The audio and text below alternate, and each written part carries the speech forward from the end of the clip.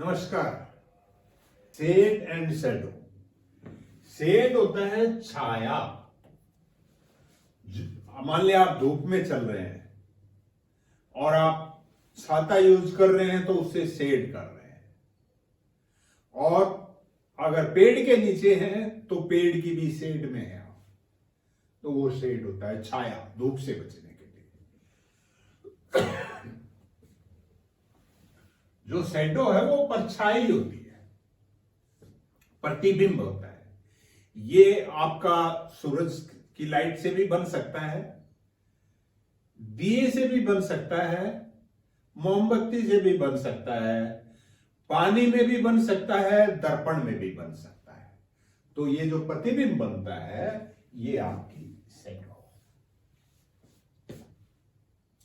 अगला हमारा जो सेट है वो है small, little and short.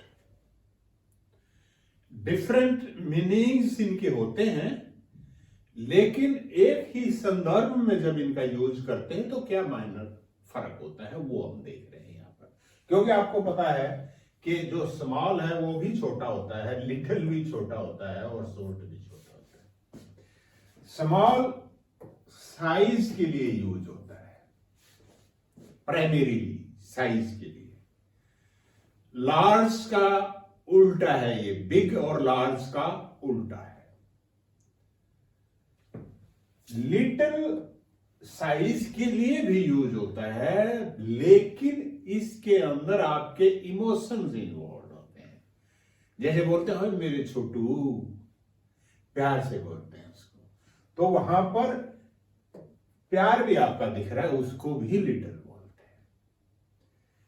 Short वो होता है जो लंबाई में छोटा हो, जैसा बोना होता है। इससे मिलता जुलता शॉर्ट से एक और वर्ड होता है पेटीट।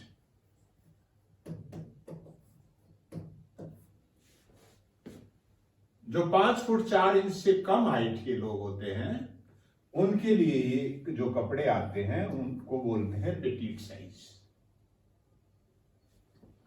और एक वर्ड टीनी भी इससे रिलेटेड है, टाइनी। टाइनी बोलते हैं इसको। ये बहुत ही छोटे को बोलते हैं।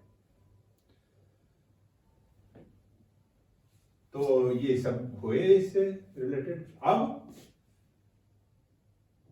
Tired and exhausted. टायर्ड होता है थका हुआ,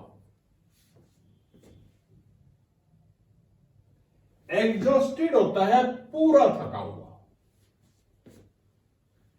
टायर्ड में डिग्री हो सकती है, tired, more tired and most tired. But exhausted का मतलब है पूरा ही थका हुआ, उसमें फिर मोर एग्जॉस्टेड और मोस्ट एग्जॉस्टेड नहीं हो सकता। कंप्लीटली एग्जॉस्टेड हो सकता है, हालांकि कंप्लीटली कहने की जरूरत नहीं है जब एग्जॉस्टेड ही कह दिया, लेकिन मोर और मोस्ट इसके साथ नहीं लगेंगे, इसके साथ लग सकते हैं, क्योंकि ये जो एडजेक्टिव है इसकी डिग्रियां बन सकती हैं टायर्ड की। मतलब एक ही होता है, टायर्ड का मतलब थका हुआ और इसका मतलब पूरा थका हुआ। ये 3 वर्ड आज मैं डिस्कस करना सोच रहा हूं आपसे। ये और ये, इसमें देखेंगे आप स्पेलिंग एक जैसी है, सिर्फ ये फर्क है कि इसके अंदर 2 वर्ड हैं, सम और टाइम। ये इकट्ठा एक ही वर्ड है, लेटर्स वही है। जब आप मान लिया आप कहीं गए, आपने गाड़ी ठीक करवानी है, उसने बता दिया ये डिफेक्ट है। आप पूछेंगे कितना टाइम लग जाएगा, थोड़ी बहुत देर का है तो कर दो, मैं बैठा हूं। तो मिस्त्री बोलता है नहीं सर इसमें टाइम लग जाएगा। इसका मतलब है अच्छा खासा टाइम लगेगा, तो वो कहेगा it will take some time. तो इसको वो यूज करेगा, इस फ्रेज को, it will take some time, अच्छा खासा समय लग जाएगा। और ये जो सम टाइम है इसका मतलब होता है कभी न कभी। जैसे रोजगार का पता है आपको कितनी परेशानी है आजकल, और कोई लगा रहे यार कभी तो मिलेगी नौकरी, कभी तो मेरे दिन आएंगे। वो जो कभी वाला आशय है वो इस वर्ड से मिलता है, समटाइम।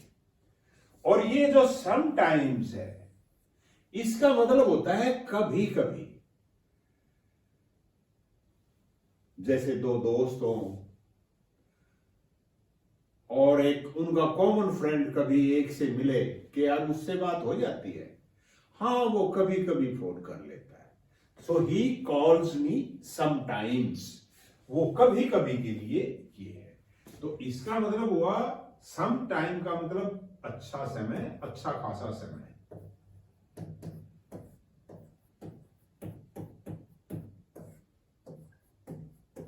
अंतराल, अवधि। और इसका मतलब है कभी ना कभी।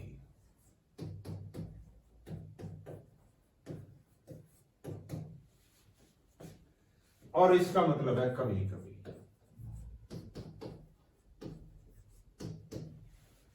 तो उम्मीद है कि आपको कुछ लाभ हुआ होगा, बताइएगा। थैंक यू, नमस्कार।